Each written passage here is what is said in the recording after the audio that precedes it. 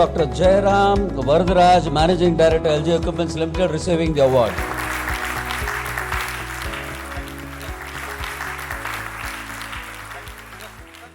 Good evening, ladies and gentlemen. I'd like to thank MMA for honoring us with this prestigious award.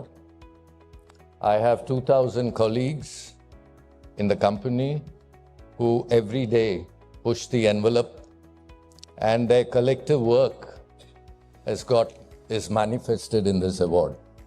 And it's my privilege to accept this award on behalf of all of them. So thank you very much.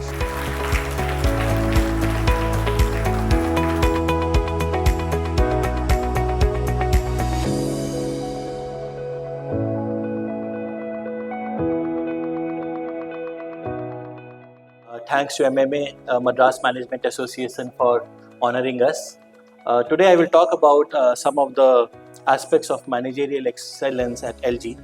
We believe any purpose-led organization actually operates at the interface of purpose, profit and risk, and which in the company we say it's a tension triangle. There is never a comfort across the three, but one needs to balance the three. Our purpose is conscience in action. What actually it means? We try to be and do to others what we want others to be and do to us. Our Managing Director, Dr. Jairam Varadaraj, always says, we don't want to be known as someone who works on the back of cheap Indian. And therefore, we have a factory in India and we have a factory in Italy. But the standard of a living of a soft floor employee in India and in Italy are very different. So why should that be? If you're honest to our stakeholders and to our values, they should have the same level of standard of living. But then for us to raise the standard of living, we need to significantly raise the value of the work that a software employee in India does, and therefore compensate them accordingly so that they can have a lifestyle which is very much similar to what a lifestyle in blue-collar software worker in Italy has. So this is one dimension of thinking from the purpose. But when you come to the other dimension, and purpose is our core, one of the core of the three pillars. But when you come to other dimensions, the business may not always allow you to afford that much to pay. And therefore, when you have audacious purpose, you need to think big in terms of your aspirations. When it comes to the wage negotiation at the soft floor level, there's always a lot of tussle between the management and the software employees, and a scientific way to deal with this, a very transparent way, which no collective bargaining and no negotiation at all. And how have we done that? So together, and actually it's by the employees for the employees, together with them we have created a basket of all the goods that an employee needs during their life cycle as an employee with us. And these are things that you need in your daily life. Today we have a category basket list of around 561 items, some of which are must have and some of which are good to have. A simple example, iron can be a must have thing, but an ironing board is a good to have. You can even use your iron on a bed. And likewise, it's a very, very detailed list of all what you need to sustain a lifestyle which is good enough. And whenever there is a time for revision, the employees themselves go find out what the inflation is, come up with a working which there's a fixed formula on around what that inflation means in terms of wage increase, and that is accepted without any negotiation or a discussion. What does it actually lead to? It leads to very empowered employees. They feel they are deciding what they need. It ensures their lifestyle. They are more engaged. There's a healthy relationship between the principal and the employees. We have had zero attrition in our software employees, and there is no union. So it's a very healthy way of dealing with how a traditional problem has been going on for years in this industry. There's also a lot of focus on equity and trust. Typically, if you see a CEO and a software employee has a salary difference in salary multiple of 150 to 300x. It can be even higher. At ELGi, we have actually pegged it to 32x. There's a lot of focus also on engaging employees, and therefore ESOPs are actually being rolled out to multiple levels of employee. And the entire policy that we have is built around trust but verified. And likewise, we participate in various other excellence programs across sports, whether it is Olympic Gold Quest, Coimbatore Marathon, which is about driving awareness on cancer, and so on. We'll move from purpose to profit. On profit dimensions, again, I will talk about a few managerial excellence examples that we actually work on. This is the aspiration of the company to be a significant global industrial product brand with Indian origin. The act of doing a work is done by an employee, but it's very important to have the process that supports the employee to make sure that what we are doing is repeatable, standardized, and results in efficient outcomes. And therefore, what we have is we call ELGi Business System, which operates at two levels. One is really at ensuring that standardization, repeatability, and so on. And the other is translating corporate initiatives, corporate objectives, breaking them down to specific, measurable, and implementation is actually standardized and make sure that it is repeatable. What this helped us is, in 2019, we won the Deming Award. In the last 60 years of the compressor industry, ELGi is the first company outside Japan to actually have won a Deming Award.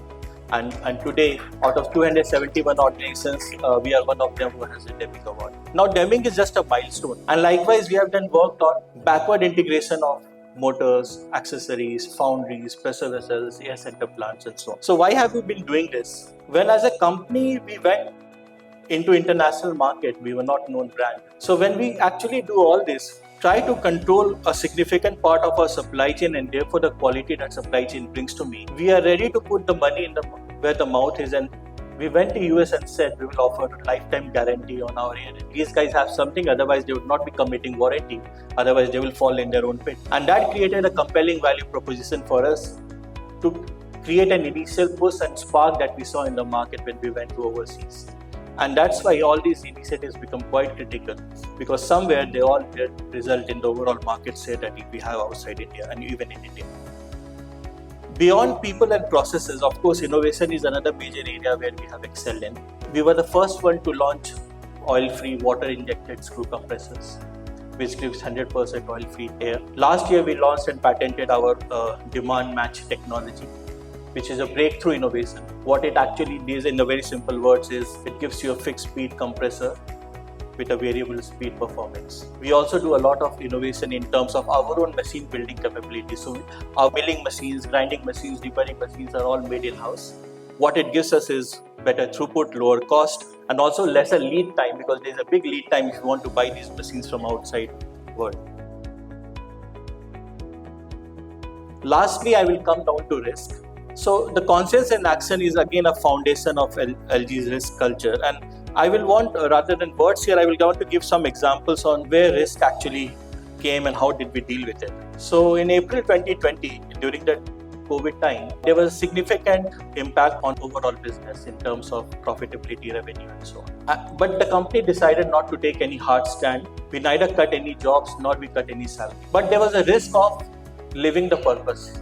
And so the promoters went, diluted promoter stake, and got funds from PE. This is how then the risk was actually mitigated. So when we actually live the profit and the purpose pillar, the risk mitigation also becomes very critical. There are certain more examples.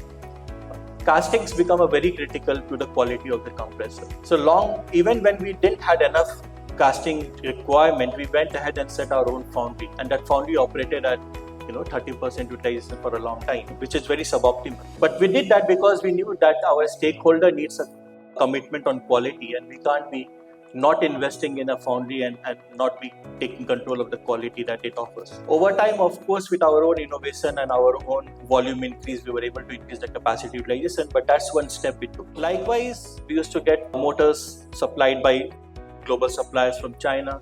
Sometimes the lead time would vary from few months to even more than a year. And in order to cut down that, we started to make our own motors. And all this that we do, castings, motors, we don't do for any outside world. We only do for captive consumption, because we don't want to get distracted in the whole process of our journey. So we started making our own motors, and that significantly led to reduced cost, improved supply chain, reduced lead time, which meant better serviceability for the customer. And hence that's how we try to de-risk it. So with this, I try to cover, across the tension triangle, what are some of the practices and how we have actually overcome them. Thank you.